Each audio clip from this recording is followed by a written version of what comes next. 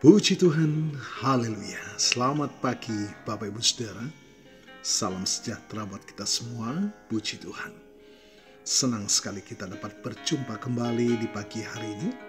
Setelah kita melewati peristirahatan kita sepanjang malam. Dan kembali pagi ini kita dibangunkan dengan tubuh yang sehat walafiat. Amin. Terpujilah nama Tuhan. Walaupun mungkin ada di antara kita yang sedang menjalani perawatan kesehatan, baik di rumah ataupun di hospital, tetapi yakinlah kasih dan kuasa-Nya yang tidak pernah berubah sedang memulihkan, menyembuhkan saudara. Amin. Dalam nama Tuhan Yesus. Puji Tuhan. Baik Bapak Ibu Saudara, sebelum kita akan menjalani seluruh aktivitas kita di hari ini, kita mau datang kepada Tuhan sumber kehidupan, agar kita senantiasa dimampukan menjalani sisa kehidupan ini, senantiasa dalam perkenanan kepada Tuhan, melalui tuntunan firman dan kekuatan Allah Roh Kudus yang menolong kita. Puji Tuhan. Bapak Ibu Saudara, tema renungan kita pagi ini adalah pengharapan yang tidak sia-sia. Bapak Ibu Saudara, setiap dari kita pasti pernah mengalami masa-masa sulit dalam hidup. Mungkin saat ini kita sedang menghadapi tantangan, sakit penyakit, masalah keuangan, atau pergumulan dalam keluarga.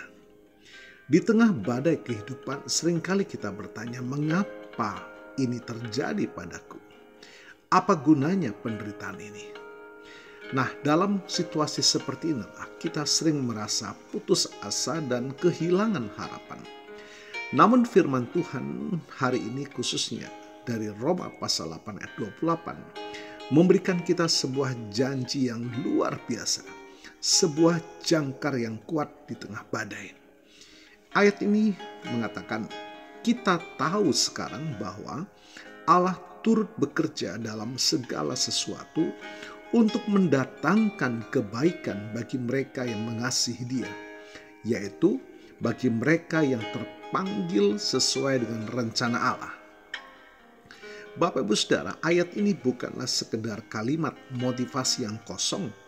Ini adalah sebuah janji yang kuat dari Tuhan yang memiliki beberapa poin penting untuk kita dapat pahami. Yang pertama, Allah turut bekerja dalam segala sesuatu. Janji ini mencakup seluruh aspek hidup kita. Tidak hanya hal-hal baik, tetapi juga hal-hal yang sulit, menyakitkan, dan tidak kita mengerti. Kegagalan, kehilangan, bahkan dosa kita, semuanya bisa diizinkan Tuhan untuk bekerja dalam rencananya. Tuhan tidak hanya berdiam diri, Dia aktif bekerja di balik layar, mengarahkan setiap detil hidup kita. Kemudian dikatakan untuk mendatangkan kebaikan. Ini adalah tujuan akhir dari pekerjaan Tuhan. Namun, kebaikan di sini mungkin tidak selalu sesuai dengan definisi kita. Kebaikan Tuhan tidak selalu berarti kelancaran dan kenyamanan.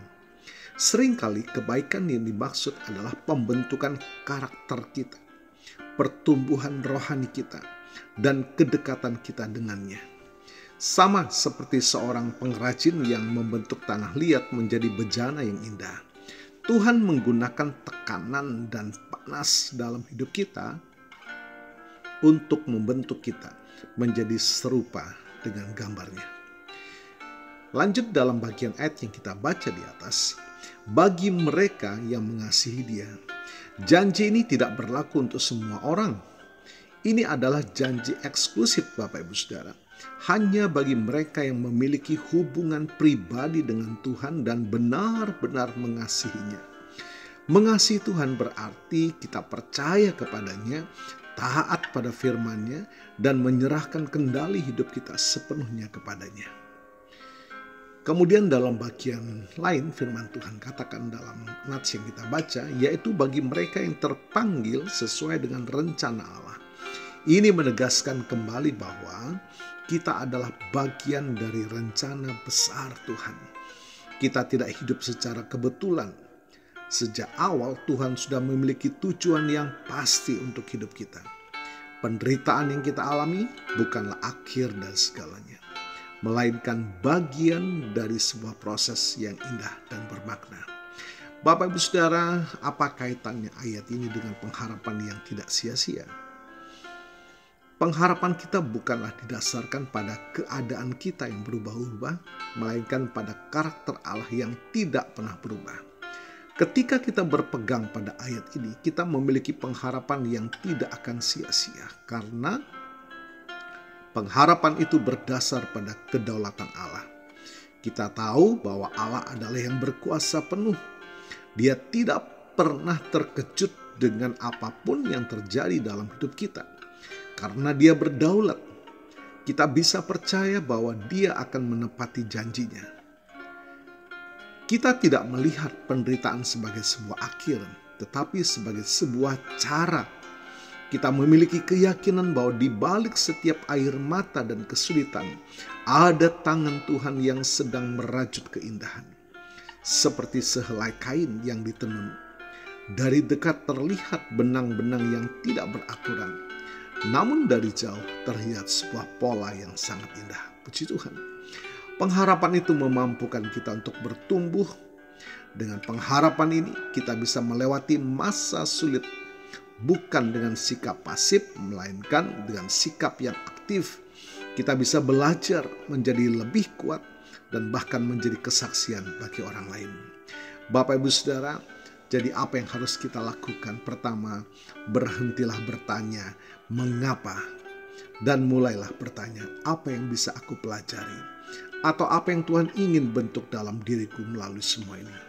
Yang kedua, perbaharuilah komitmen kita untuk mengasihi Tuhan. Mari kita periksa kembali hati kita. Apakah kita benar-benar mengasihinya dan percaya bahwa Dia tahu yang terbaik untuk kita. Ketika kita mengizinkan firman ini meresap dalam hati, kita akan menemukan bahwa di tengah badai sekalipun, kita masih bisa memiliki damai sejahtera. Puji Tuhan. Kita memiliki pengharapan yang tidak sia-sia. Karena kita tahu bahwa Allah kita adalah Allah yang setia, yang akan menepati setiap janjinya. Puji Tuhan. Mari kita berdoa. Bapa, kami bersyukur pagi ini. Di tengah-tengah kemelut yang mungkin sedang kami hadapi, tekanan, depresi, himpitan, firman-Mu memberikan kami pengharapan yang baru, bahwa kami tidak akan pernah berjalan sendiri, melainkan Tuhan selalu ada pada kami, bahkan turut bekerja di dalam kami mendatangkan kebaikan. Kuatkan iman kami Tuhan, pulihkan kasih kami, pulihkan iman kami. Terima kasih, kami menikmati sepanjang hari ini, berjalan bersama dengan Tuhan, bahkan menikmati pertolongan yang dari Tuhan. Terima kasih. Hamba-Mu berdoa bagi Bapak Ibu Saudara yang berulang tahun hari ini, baik ulang tahun kelahiran maupun ulang tahun pernikahan dalam rumah tangga saudara. Kiranya anugerah, keberkatan, dan kasih setia Tuhan memberkati saudara, baik dalam kehidupan pribadi maupun dalam kehidupan rumah tangga saudara. Diberkatilah dalam nama Tuhan Yesus. Puji Tuhan. Mari Bapak Ibu Saudara, kita mohonkan berkat bagi kita semua. Tuhan memberkatimu dan melindungimu. Tuhan menyinari engkau dengan wajah-Nya dan memberikan engkau kasih karunia. Tuhan menghadapkan wajah-Nya kepadamu dan memberikan engkau damai sejahtera. Bapak Ibu Saudara, terimalah berkat Tuhan atas seluruh hidupmu. Terimalah berkat Tuhan atas rumah tanggamu. Terimalah berkat Tuhan atas usaha, dagang, dan pekerjaanmu. Terimalah berkat Tuhan atas pendidikan dan masa depanmu. Dan terimalah berkat Tuhan atas iman, ibadah, dan pelayananmu kepada Tuhan. Diberkatilah engkau berlimpah-limpah, baik jasmani dan rohani, hari ini sepanjang masa, sampai Tuhan Yesus datang kembali. Di dalam berkat nama Tuhan Yesus Kristus. Haleluya, haleluya. Amin. Puji Tuhan. Bapak Ibu Saudara, selamat pagi. Selamat beraktivitas. Tuhan Yesus memberkati.